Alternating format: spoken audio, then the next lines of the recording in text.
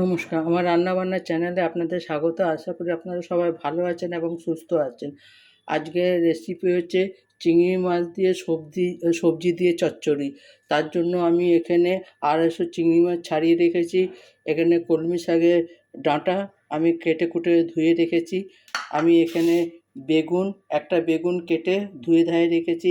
এখানে রাঙালু কেটে রেখেছি। এখানে কুমড়ো আমি কেটে ধুয়ে রেখেছি।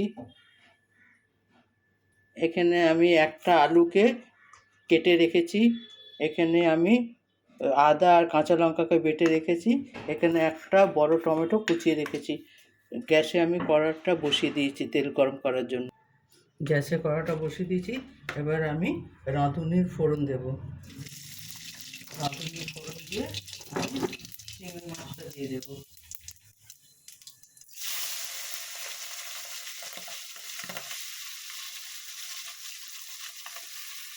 আপনারা চাইলে পেঁয়াজও দিতে পারেন, আমি কিন্তু পেঁয়াজ দেবো না।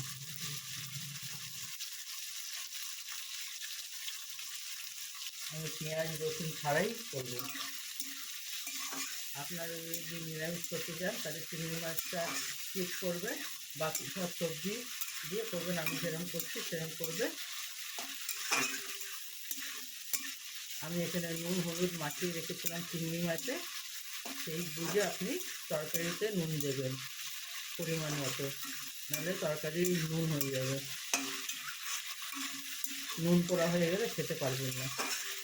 চিংড়ি মাছটা একটু ভাজা ভাজা করে নিই।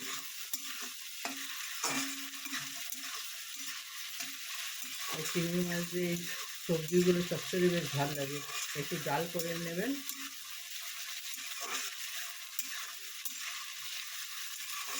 খেতে বেশ ভালো লাগবে।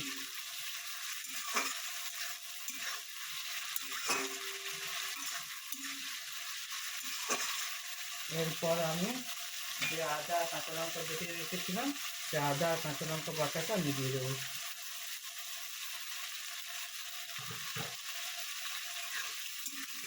দিয়ে এটাকে একটু কষে নেব।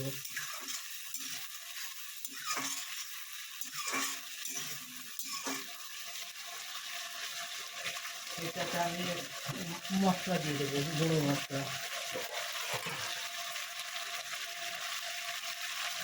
এটাতে আমি 1 চামচ হলুদ দেবো, 1/2 চামচ জিরে দেবো, আর 1/2 চামচ ধনে দেবো। টমেটো কুচি দিয়ে দেবো।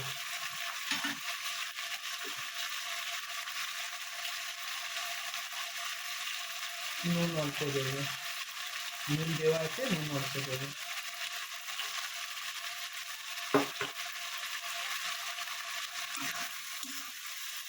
এবার এটাকে আমি 5 মিনিটের জন্য ঢাকা দিয়ে দেবো। 5 মিনিট পরে আপনাদের সঙ্গে দেখা হচ্ছে। এরপর ঢাকাটা সরাবো আমি।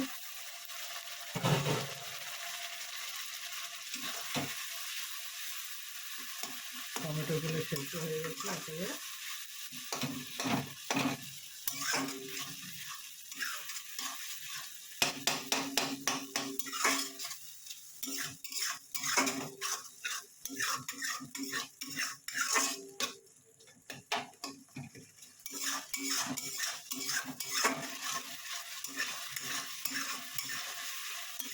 এরপর আমি এটাতে আলুটা কেটে রেখেছিলাম, সেই আলুটা দেবো।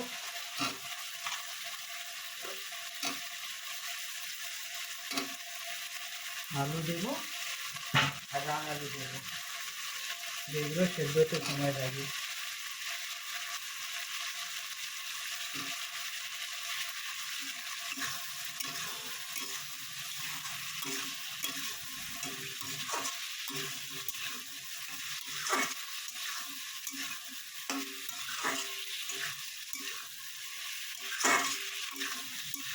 এবার এটাকে 5 মিনিটের জন্য আমি ঢাকা দেবো। 5 মিনিট পরে আপনাদের সঙ্গে দেখা হচ্ছে। এরপর ঢাকা সরাবো।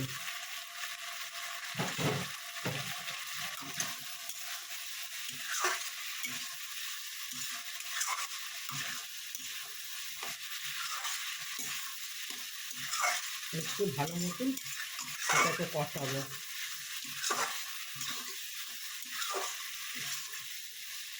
এরপর আমি কুমড়ো আর বেগুনটা দিয়ে দেবো।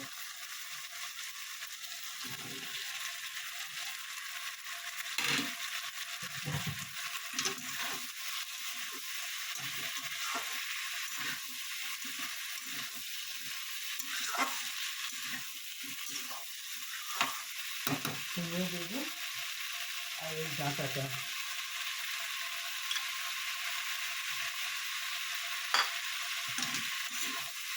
এটা দিয়ে আমি 5 মিনিটের জন্য ঢাকা দিয়ে দেবো। এটা থেকে জল বেরোবে।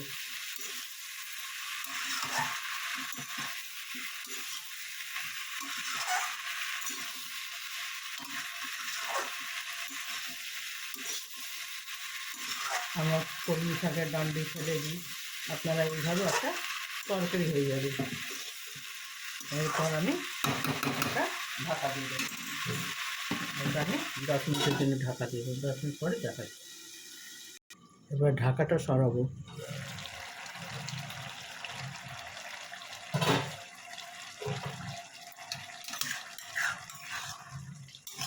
দেখুন কত জল বেরিয়েছে।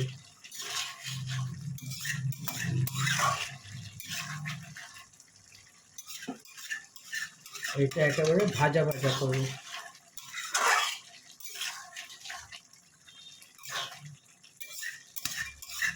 আর একটু শুকিয়ে যাক।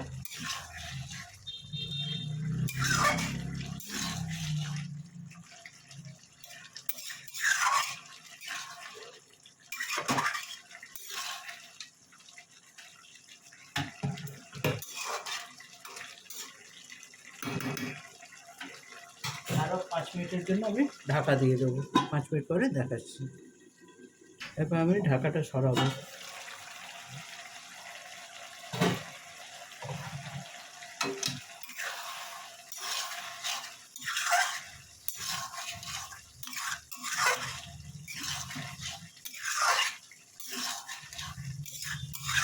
এটা একেবারে গামাখা গামাখা।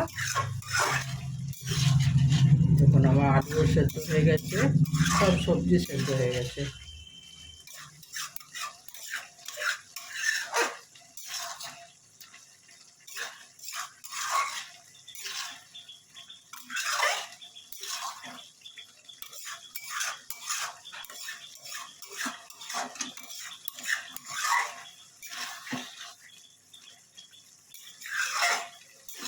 আপনারা অবশ্যই একবার এরকম বানিয়ে দেখবেন, কেমন হয় আমাকে কমেন্ট করে নিশ্চয়ই জানাবেন যে খেতে কেমন হচ্ছে।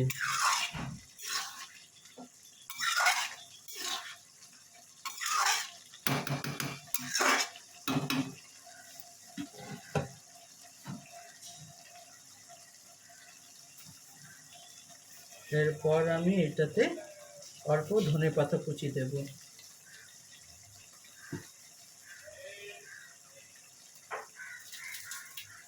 আপনারা চাইলে গরম মশলা দিতে পারেন, আমি ধনেপাতা কুচি দিচ্ছি।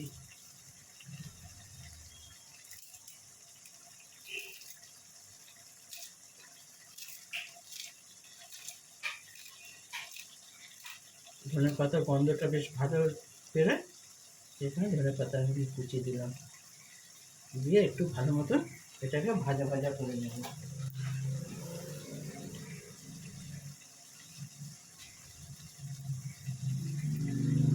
আপনারা চাইলে ঘি গরম মশলা দিতে পারেন যদি নিরামিষ করে, আর যদি আমিষ করেন তাহলে আপনি শুধু গরম মশলা দিতে পারেন, ঘি বাদ দেবেন।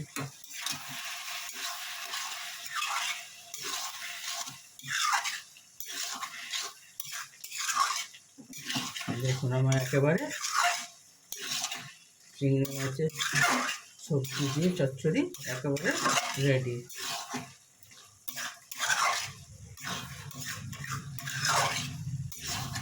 এটা আপনি রুটি, ভাত যেটা দিয়ে ইচ্ছে খেতে পারেন। এরপর আমি এটা নামিয়ে নেব।